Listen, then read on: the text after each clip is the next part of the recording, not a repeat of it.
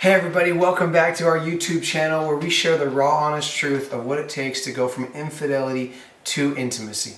Please don't forget to subscribe to our channel so you don't miss a video that we put out. This week is part 2 to last week's how to understand self-care and what is it. Today we're talking about the practical ways of which we implemented self-care in ourselves, in our relationship, in our marriage. The first thing you have to do is you have to study yourself. My therapist at one time said, hey, throughout your days for the next couple weeks, list all the activities you do and write next to it a scale of 1 to 5. A 5 being this gave me energy, this gave me life. A 1 being this sucked. Literally sucked out life from me. It was depleting of energy.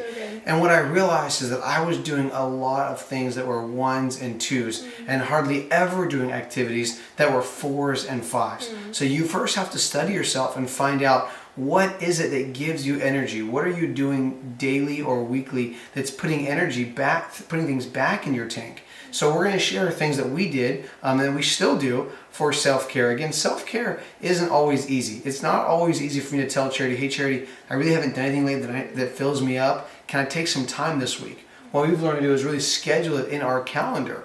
It's not right for me to expect Charity to know my needs. This isn't a movie. This isn't Hollywood where the guy is starving and he's been gone for a day and he comes back and, oh, wow, magically she made him a 5-course meal because she just had a feeling that he would need that right then and there. This is not how the real world works. The real world works that we have to understand our own needs and then we have to communicate them, which can even be sometimes harder than even knowing our own needs. So true. And it's so important to prioritize it, right? Because if you don't put it in the calendar, then it's probably not going to happen.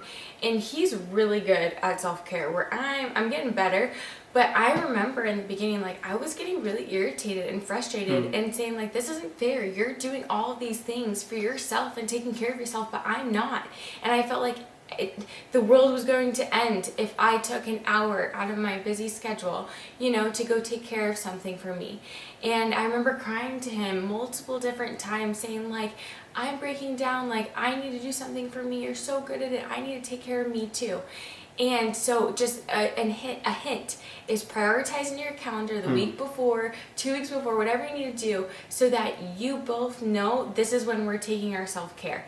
And then there's no excuse for not doing it, right? Another thing that I want to mention is that this is a trial and error.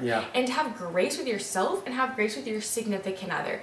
Because there may be times where you think something's going to fill you up. You take a couple hours, then you come back and you're like drained. And you're scared to tell the other person because the other person's like, I've been doing X, Y, Z, while you're gone. So I expect you to be filled up and you're not filled up. You're scared to walk through those doors because the other person's like, so how is your self-care? How is it? And the other person's like, crap, like it wasn't good. And another person's like, what? Like, I just gave you like 3 hours, 4 hours of a break to go fill up and it wasn't good.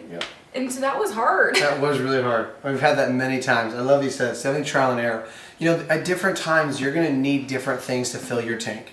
For me, some of the things I do is I play guitar, I play piano. I don't really play piano, but I tinker on piano. And those are great times of writing music or playing some worship songs. Other times, I need to just not think. I need to get out of here because it's constantly going. And how I do that is a certain sport that's competitive where I can't really think about anything else. I like to play tennis, I like to surf, I like to golf. And sometimes all I can focus on is that specific activity. So it kind of slows my brain down. It kind of creates this space in my thinking. Other times I want to go meet with somebody and have coffee and have a good conversation and just talk about life. What works for me may or may not work for you, but the point is that different things work at different times. So good. Some things for me was like taking time to read a book because I love to read. Other times is maybe going for a walk around the coast. I love the ocean, just being around the peace and the serenity of just the waves and the birds. It calmed my heart, calmed my soul. Sometimes it was maybe going and pampering myself, so going and getting my nails done or maybe getting a massage or a facial. But everything that you choose to prioritize is going to look different for you and is going to be the exact thing or maybe not the exact thing you need, but you're going to learn by doing it.